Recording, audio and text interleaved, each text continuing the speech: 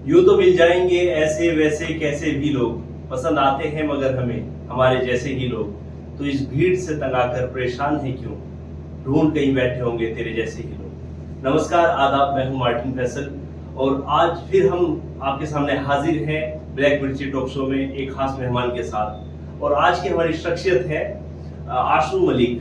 सबसे पहले बहुत बहुत स्वागत है आशू मलिक जी आपका। मैं आप सभी को, सभी श्रोताओं को हाथ जोड़कर नमस्कार और आदाब करना चाहूँगा और शुक्रिया अदा करना चाहूँगा भाईजान आपका कि आपने मुझे यहाँ पर बुलाया और ब्लैक मिर्ची टॉक शो के जरिए दर्शकों से इंट्रोड्यूस किया। सबसे पहले तो सवाल यही कि एक सवाल जो दर्शकों के मन में आता है कि आपकी शुरुआत हरियाणा से रही और साउथ का टच नजर आता है, बॉलीवुड में भी आप नजर आते हैं, तो संबोधन सबसे ज्यादा किस नाम से आपको मिलता है? अगर मैं इस नाम की बात करूं तो देखो, मुझे ऐसा लगता है कि मुझे जो पहचान मिली है वो हरियाणा से मिली है। तो मेरे नाम क्या कि अगर हरियाणवी कलाकार लगता है तो मुझे बहुत अच्छा फील होता है। और उसके बाद जो शुरुआत रही वो हरियाणा से रही, पर धीरे धीरे हमने थोड़ी सी फिल्में जो की थी वो सारी हिंदी की थी। सॉन्ग्स भी बहुत किए थे हिंदी, आई थिंक कम से कम 30-35 सॉन्ग हिंदी सॉन्ग किए थे, लेकिन 100+ गाने हमारे हरियाणवी रहे जिनसे मैं पहचान मिली थी। तो मुझे अच्छा फील होता है जब कोई हरियाणवी आर्टिस्ट मुझे हरियाणवी कलाकार बोलता है, लेकिन साथ अगर हिंदी सिनेमा मेकर भी बोले तो और भी ज़्यादा खुशी। बहुत बढ़िया। तो ये इरादा कब बना कि आपको जो है इस लाइन में जाना है? देखो, मैं ये तो नहीं कहूँगा कि हमारे बुजुर्ग या मेरे माँ बाप दादा दादी इस लाइन में थे, तो ऐसा तो कुछ सीन नहीं था। बस इतना कहना चाहूँगा कि बचपन में पता नहीं खून में लिखने का एक जुनून था, राइटिंग का जुनून था।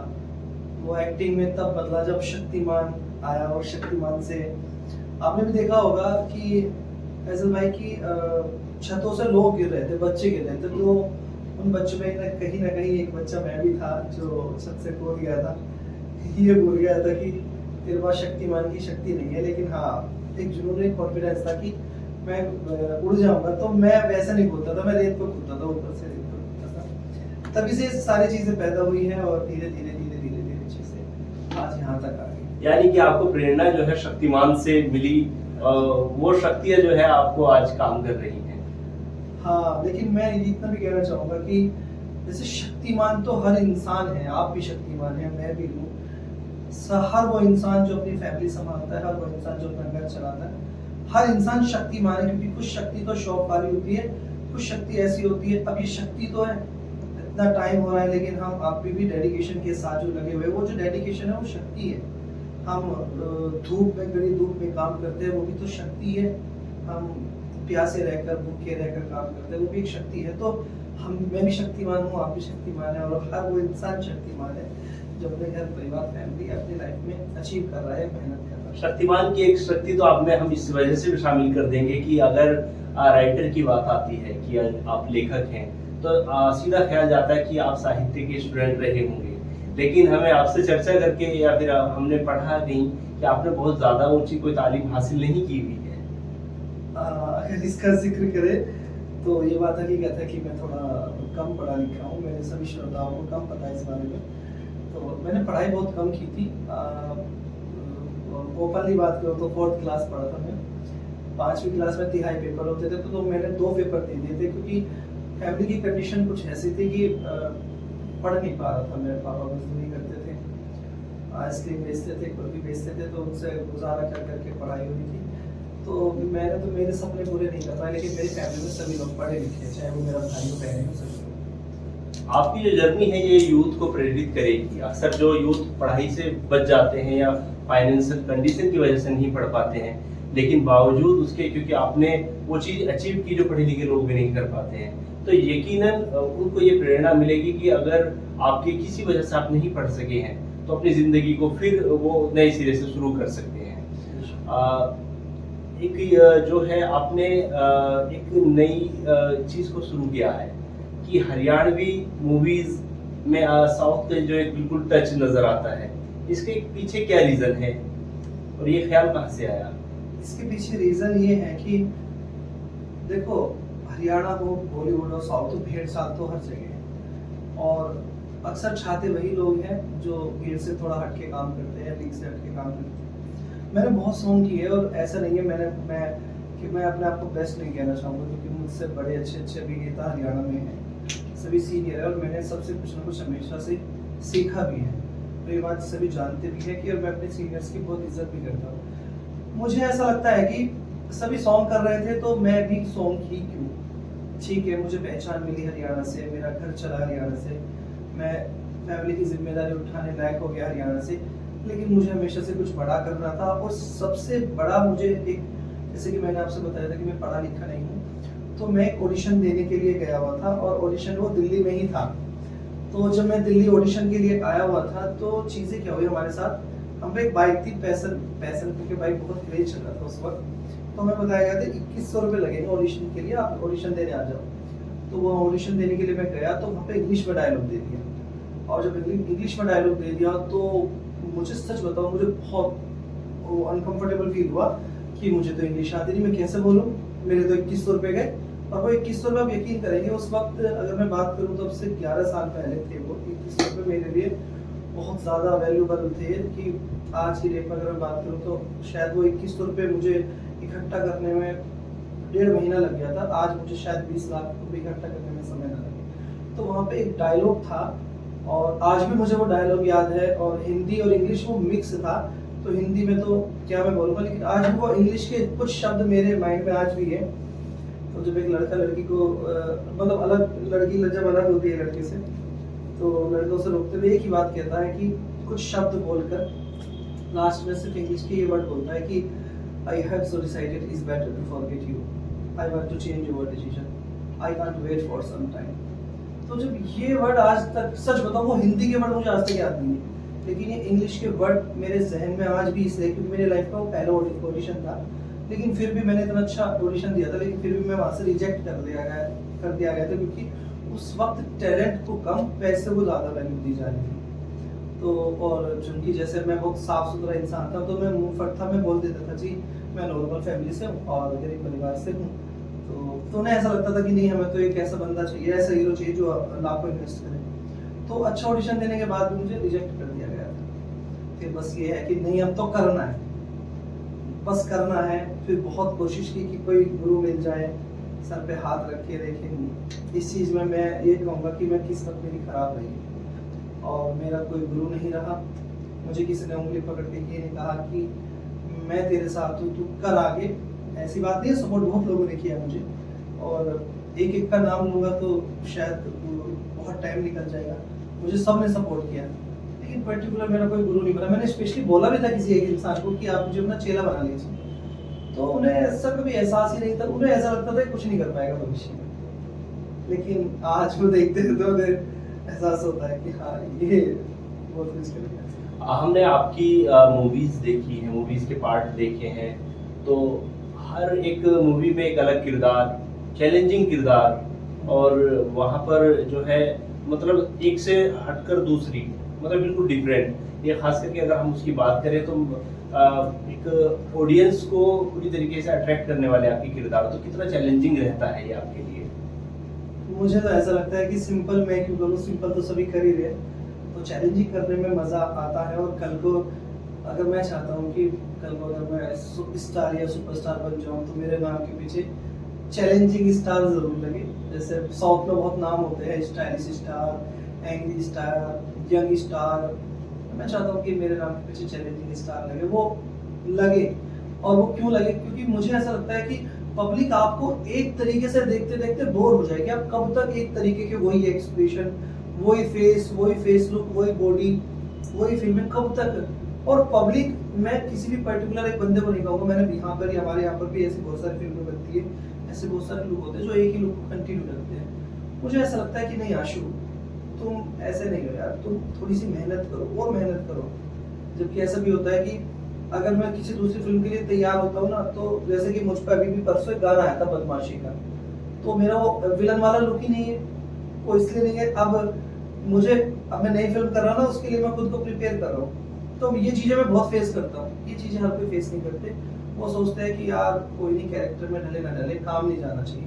तो मुझे ऐसा लगता है कि अगर मैं तैयारी कर रहा हूँ किसी प्रोजेक्ट की और उस बीच में कोई प्रोजेक्ट आ रहा है, तो मेरे लिए वो चीज़ें ज़रूरी जिस पर मैं दिन रात मेहनत कर रहा हूँ। और जब हम किसी चीज़ के लिए बहुत चैलेंज के साथ काम करते हैं, दिन रात मेहनत करते हैं, तो 110% वो काम आपका सक्सेस होगा, उसे कोई नहीं रोक पाएगा। आपने एल्बम की है काफी, सबसे ज्यादा हिट कौन सी रही? तो देखो मेरे सॉन्ग तो काफ़ी हिट रहे हैं, लेकिन उसमें से मुझे एक जो पहचान मिली थी, एक गाना था मेरा सुतरी मैडम, और उसके शब्द कुछ ऐसे थे, और तेरे तो सुतरी मैडम तो मेरे बड़े भाई के हारी हैं। तो ये आज रील्स पे भी बहुत वायरल हुआ था, टिकटॉक के समय में भी हुआ था, और ये आज भी बहुत वायरल है, इंस्टा पे भी वायरल है। तो इस गाने से मुझे पहचान मिली थी, जिसने वो मुझे बहुत काम दिला। एक फेमस आर्टिस्ट हैं प्रगति सिंह, हाँ। उनके साथ अभी आपका एक गाना आया है, वो भी काफी चर्चाओं में है। हाँ, वो एक गाना था चांद, और वो बहुत अच्छा गाना रहा था। प्रगति के साथ मैंने काम किया था, उसमें अमित बिश्नोई जी डायरेक्टर थे। मुझे बहुत अच्छा लगा था जब सब टीम ने मुझे ये कहा, यार तुम में बहुत एनर्जी है। स्पेशली ये बात प्रगति ने भी बोली, प्रोड्यूसर जो थे ज्योति जी, उन्होंने भी बोली, अमित जी ने बोली कि यार तुम इतने एक्टिव हो। क्योंकि मैं देख रहा था सुबह, मतलब वो पूरी रात गुजर गई थी और मैं डांस किए जा रहा था, सब थोड़े लूज पड़ गए थे, लेकिन फिर भी मैं किए जा रहा था। मुझे ऐसा लगता था, मैं किसी भी काम को ये सोच के नहीं करता कि यार इसमें थोड़ा कम करूंगा, आगे में ज्यादा करूंगा। मुझे ऐसा लगता है कि ये मेरा लास्ट काम है, हो सकता है ऊपर वाला मुझे शायद थोड़ी देर बाद बुला ले, कल बुला ले, तो मैं अपने इस काम को बेस्ट करके जाऊंगा। इसलिए मैंने वो गाना भी मेरा काफी अच्छा रहा था, चांद गाना था, वो चांद भी झुक जा जब तो घूंघट सरकावे से, तो वो गाना काफी अच्छा रहा था। आंसू अली के पसंदीदा अभिनेता?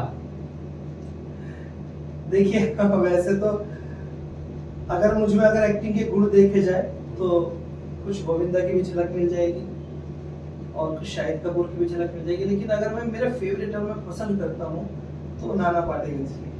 नाना पाटेकर, हालांकि मुझे इतने पसंद है नाना पाटेकर कि मैंने उनकी वेलकम बैक, अग्नि साक्षी, तिरंगा, क्रांतिवीर इतनी बार देखी है, बहुत बार, बहुत पसंद है। अभिनेत्री की अगर बात करें, करंट में अगर बात करें तो सोनाक्षी सिन्हा मुझे बहुत पसंद है।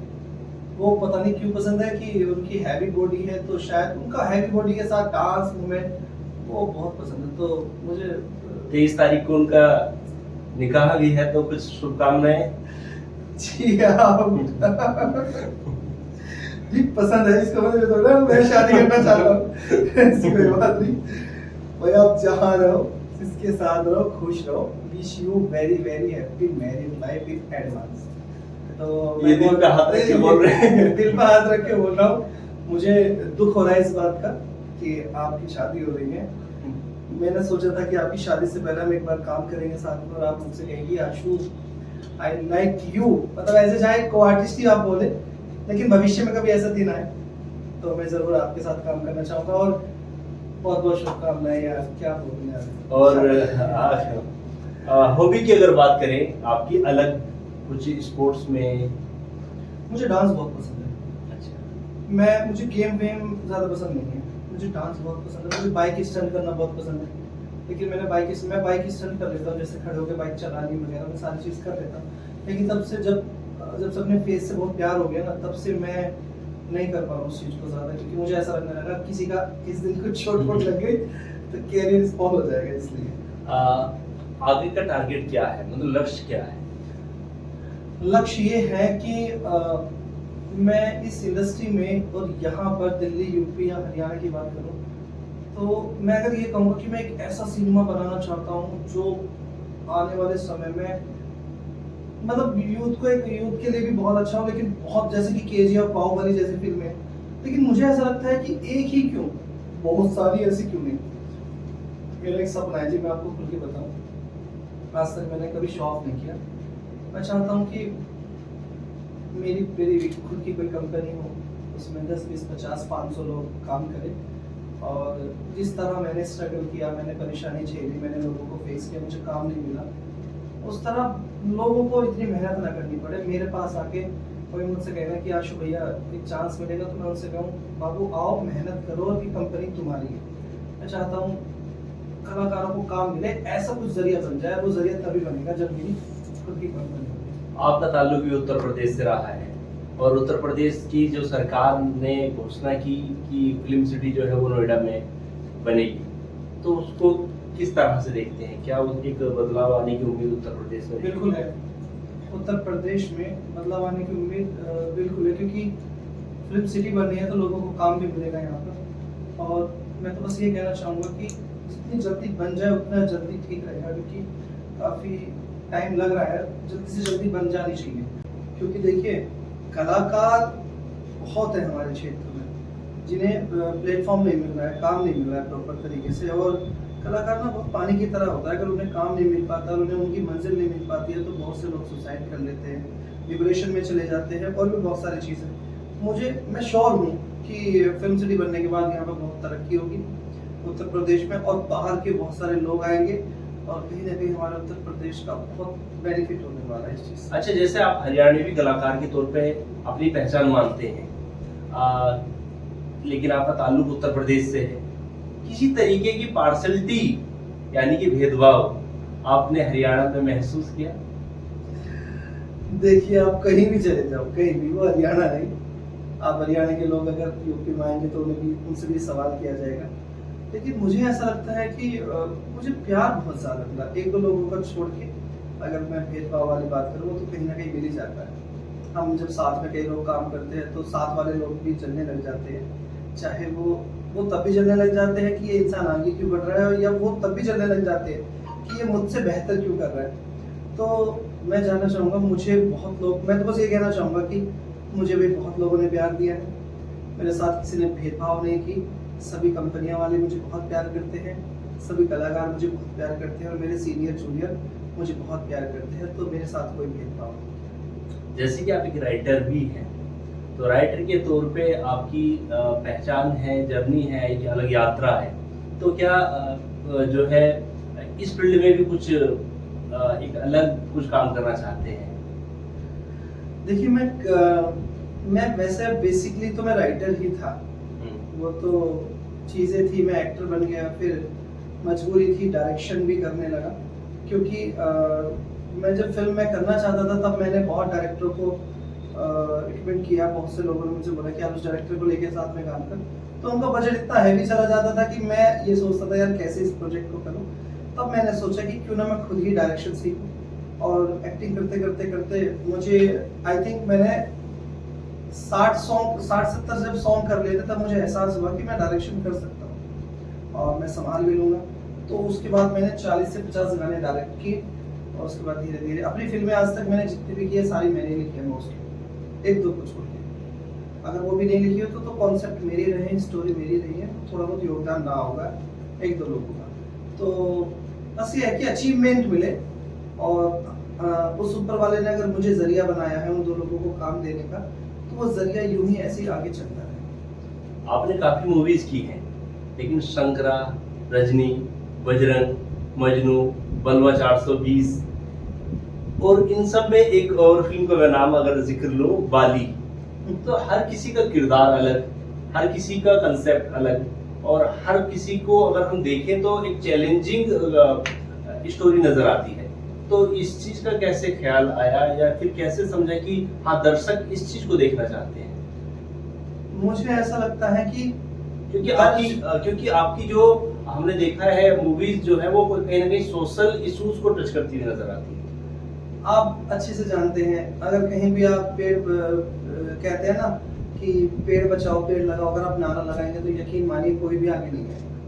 आप किसी से भी क्या होगा कि भाई नहीं रेप मत करो, ये मत करो, आपकी घर में बहन बेटे, कोई नहीं मानेगा, सुनना ही नहीं चाहेगा कोई भी। सोशल मैसेज या सोशल मुद्दों पे लोग पब्लिक बहुत कम ध्यान देती है, लेकिन अगर वही मुद्दे मसाले के साथ एंटरटेनमेंट के जरिए परोसे जाए किसी की थाली में, तो मैं यकीन के साथ कह सकता हूँ कि वो मुद्दे लोग पसंद भी करेंगे, उन्हें देखेंगे भी। ऐसे ही मेरे मुद्दे पे मेरी असूरा फिल्म आई थी, उनमें सोशल मुद्दा हर फिल्म में था। शंकरा में नशा का मुद्दा था, मेहंदी तेरे नाम की में एक विधवा का मुद्दा था, मुझे साजन के घर जाना है उसमें एक बांझ का मुद्दा था। भाई अगर कोई बांझ हो जाता है तो उसमें उसका कसूर नहीं है, एक विधवा का पति मर जाता है तो उसमें उसका कसूर नहीं है। तो पब्लिक को उन्हें, जमाने को उन्हें वही इज्जत देनी चाहिए। अब हर फिल्म की अगर बात करो तो असुरा में रेप का मुद्दा था, अभी मैंने हाल ही में की है जो प्रधान जी की है, उसमें भी पब्लिकली मुद्दा था, गांव का समाज का मुद्दा था। गंगा, राम भैया, ऐसी बहुत सारी फिल्में की। और बाली, बाली में भी एक बहुत अच्छा मुद्दा था और पब्लिक ने उसे बहुत एक्सेप्ट भी किया, बहुत प्यार भी किया बाली। तो प्रधान जी जो कि आने वाली है आपकी मूवी, तो प्रधान जी के बारे में क्या कहना चाहेंगे, उसको लेकर के क्या थोड़ा बहुत जो जिक्र करना चाहेंगे? देखो, अगर मैं जिक्र की बात करूं तो हर इंसान का काम सारा वो अच्छा ही समझता है और बड़ा ही समझता है। तो मुझे ऐसा लगता है कि मैंने जितना काम किया अब तक सब बेहतर ही था, लेकिन प्रधान जी उन सभी फिल्मों में थोड़ी बेहतर फिल्म बन गई। मैं ये कहूँगा गलती से बन गई, या मैं ये कहूँ कि हमने बहुत मेहनत की थी। उसमें आपको टोटली साउथी फिल्म मिलेगा, तो उसकी लैंग्वेज कई लैंग्वेज में डबिंग चल रही है उसकी, और वो कुछ महीनों बाद आप लोगों के बीच में आएगी, दर्शकों के बीच में आएगी। यूथ को क्या मैसेज देना चाहेंगे? यूथ को मैं मैसेज देना चाहूँगा, अगर मैं यूथ की बात करूँ तो बहुत सारे लोग ऐसे हैं जो अपनी अपनी फील्ड में हैं, जैसे कोई ऑफिस का काम, कोई मार्केट का काम, कोई सोशल काम, कोई एंटरटेनमेंट लाइन से या स्पोर्ट्स में। सबसे एक ही बात कहना चाहूँगा दोस्तों कि अपने लाइफ में कभी ऑप्शन मत देना। अगर आपको कामयाब होना है, अगर आप स्पोर्ट्स कर रहे हैं तो स्पोर्ट्स ही करो, आपको किसी और काम में जाने की जरूरत नहीं है। आप ऑप्शन मत देना कि यार ये मेरा कामयाब नहीं हुआ तो मैं दूसरा कर लूँगा। आप सोचो ही मत कामयाब नहीं हुआ तो, जब आपने ये ठान लिया कि मैं कामयाब नहीं हुआ तो आप तो वहीं पे फेल हो गए। इंसान कभी नहीं हारता दोस्तों, इंसान खुद से हारता। अगर हम सोच लेते हैं ना कि मैं हार गया, तो समझो वो हार गया। बहुत सारे हैं कि बहुत सारे प्रेरणाएं हैं उसमें, और मैं इस मुद्दे पे फिल्म करूंगा। आप खुद से डिसीजन लोगे ना कि मैं हार गया तो आप हारे हो, नहीं तो सच मानो आपको दुनिया की कोई ताकत नहीं हरा सकती। डटे रहो, बढ़ते रहो, बस ऑप्शन मत दो, जिस काम में लगे हार। लेकिन आसू मलिक से प्रेरित होकर के जो अभिनय की दुनिया में आना चाहते हैं और उन्हें बड़े स्ट्रगल का सामना करना पड़ता है, तो वो उनको आपके जैसा स्ट्रगल का सामना ना करना पड़े, या फिर बहुत सारी प्रॉब्लम्स लड़कियों को भी आती हैं, तो उस यूथ को किस तरीके से कि उनको जो जल्दी अपने मुकाम की तरफ रुख कर सके? देखिए, जो लोग अगर मेरे टच में हैं, कोई भी मुझसे मेरे पास काम करना चाहते हैं, मुझसे सीखना चाहते हैं, उनका मोस्ट वेलकम है। और कोई लालच नहीं, कोई स्वार्थ नहीं है। मैं बस ये चाहता हूँ कि जहाँ पर हमें काम नहीं मिल पाया था, वहाँ से हम लोगों को काम दें, और हमारी हर फिल्म में अच्छे अच्छे कलाकार जुड़े, अच्छे अच्छे लोग जुड़े। रही बात, इसी चीज़ को लेकर मेरी कोशिश है। मैं चाहता हूँ कि जैसे मुझे चांस नहीं मिल पाए थे अच्छे, तो हम वो कुछ ऐसा करें जिसमें सब लोगों को काम मिले। और रही बात दूर से कि जो लोग मेरे टच में नहीं है उन्हें कैसे काम मिले, तो दोस्त, एक्टर ना बड़ा पानी की तरह होता है। आप ना सारे इस लाइन में ना लड़कीबाजी चलती, ना दारूबाजी चलती, ना कुछ चलती। तो आप, मुझे ऐसा लगता है कि आपको ये सारी चीज़ें इग्नोर करनी पड़ेगी और आप सिर्फ अपनी मेहनत पे ध्यान देंगे तो ज़्यादा बेहतर है। इस खूबसूरत चर्चा का जो अंत है, एक आपके कोई फेमस डायलॉग से, या फिर आपका जो कोई लिखा होगा आपने कभी कुछ ऐसा डायलॉग?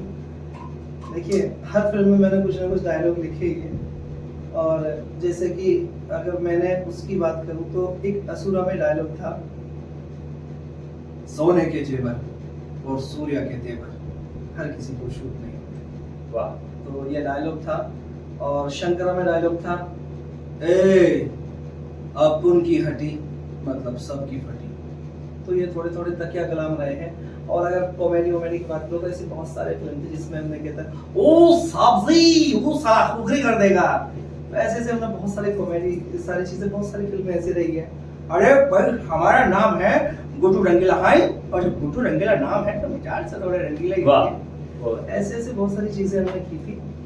बहुत फिल्में हैं, बहुत सिनेमा बनाया है, तो बारी बारी भी करूंगा तो इंटरव्यू भी बहुत लॉन्ग हो जाएगा। बस मैं ये कहना चाहूँगा, आप जुड़े रहिए, प्यार देते रहिए। आपने मुझे हमेशा से प्यार दिया है। यूट्यूब पे जाकर देखिए आशु मलिक मूवीज, आशु मलिक सॉन्ग्स, नई नई फिल्में हमारी रिलीज हो रही है। बाली फिल्म अभी हाल ही में आई है, आप लोग उसे जरूर पसंद करेंगे। और हमारा जो सिनेमा है वो हिंदी सिनेमा है, और आप लोगों को बहुत पसंद आएगा। आप फैमिली में बैठ के देख सकते हैं।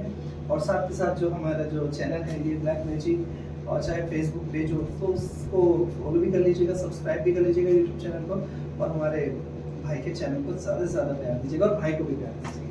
बहुत बहुत शुक्रिया। तो आज थे हमारे साथ में आशु मलिक जी, जिनके बारे में आप बेहतर से जानते होंगे, नहीं जानते तो अब आपको सर्च करने की बस थोड़ी सी दूरी है आपकी, और उसके बारे में फिर आप उनके चैलेंजिंग किरदार से बिल्कुल रूबरू होंगे। तो फिर एक जल्द ही किसी एक खास शख्सियत के साथ में फिर आपके साथ हाजिर होते हैं। जुड़े रहिए ब्लैक मैजिक टॉक शो में। बहुत बहुत शुक्रिया।